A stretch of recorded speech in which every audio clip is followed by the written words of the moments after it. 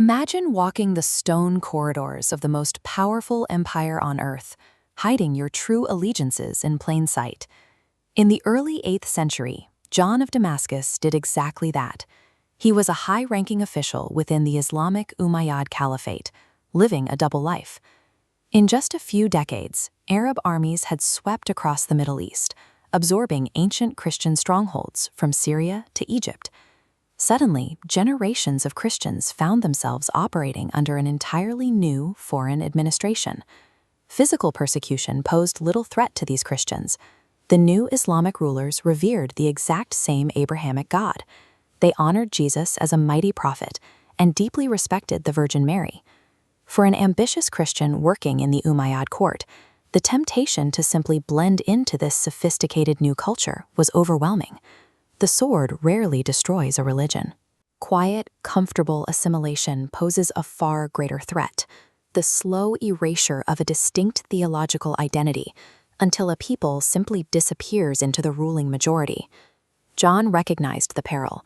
He came from a long line of elite financial administrators, wielding massive political power in Damascus. Yet he chose to abandon his inherited legacy, trading the comforts of the state for a brutal theological war. He left the capital and withdrew to the Mar Saba monastery, a harsh, remote fortress carved right into the desert cliffs of Judea.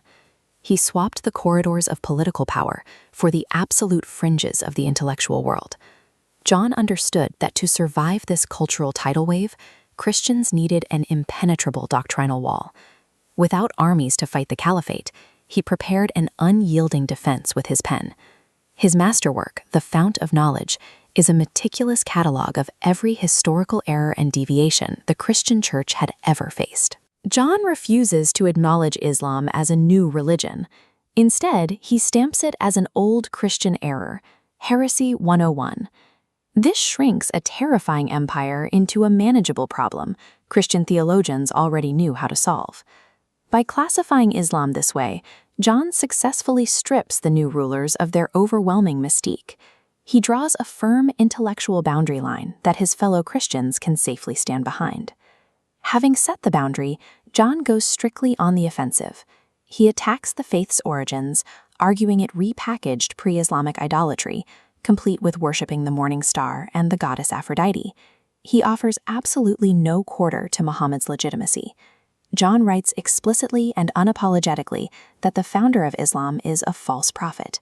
To back this up, he points to specific historical claims. He argues that Muhammad didn't receive a divine revelation, but rather chanced upon the Old and New Testaments, remixing them after a conversation with an Arian Christian monk. John then drives the wedge deeper by contrasting Muhammad with Christ. He points out that Muhammad performed no supernatural miracles, healed no sick, and raised no dead to validate his prophetic claims. For John, tearing down the founder was the mandatory first step. If he could invalidate the prophet, the entire Islamic empire's claim to a divine revelation would completely collapse. Islamic theologians actively targeted the core of Christianity, the Trinity. They accused Christians of being polytheists who ascribe partners to the one true God. John, however, was a former insider, fluent in Arabic. He weaponized the Quran itself to turn the polytheism argument entirely back around on Islam. He fires back with a brutal insult, labeling Muslims as mutilators of God. Because the Quran acknowledges Jesus as God's word and spirit, denying the Trinity doesn't protect God's unity, it diminishes him, severing the Creator from his eternal attributes. He completely refuses to play defense. By successfully flipping the critique, he frames Islam's absolute unyielding monotheism as a damaged and incomplete theology. From his desert fortress, John maintained an absolute refusal to concede a single point. He rejected interfaith dialogue, blending of ideas, or cultural compromise. His chapter on the heresy of the Ishmaelites circulated widely.